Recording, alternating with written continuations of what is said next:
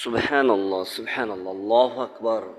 বন্ধুগণ, এটা কোনো সাপ বিজির খেলা নয়, আপনারা ভুল বুঝবেন না। এটা কিন্তু বিজি নয়, এটা সাধারণ একটা কাঠবিড়ালি বিষধর বৃহৎ সাপের সাথে লড়ছে। কেন লড়ছে জানেন? তার বিপরীতে রয়েছে তার পরম আদরের পেটে ধারণকৃত সন্তান।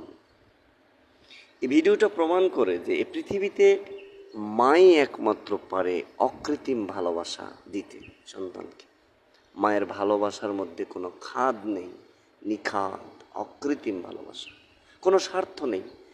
পৃথিবীতে নিঃস্বার্থভাবে কেবল একজনই ভালোবাসে, সে হলো আপনার মা। দেখুন তো, একটা অবলা প্রাণী, ছোট্ট একটা প্রাণী কাঠবিড়ালি, ও সাপটা কিন্তু তাকেও খেয়ে ফেলতে পারে, কিন্তু তার মনের কি জোশ, মনের মধ্যে কি কনফিডেন্স!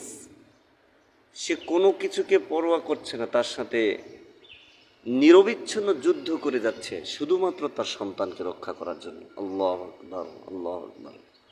রব্বির হামহুমা কামা রাব্বায়ানি সগীরা, কুর রব্বির হামহুমা কামা রাব্বায়ানি সগীরা। আপনি ভাবুন তো, তার সন্তান কত বড় বিপদে পড়েছে।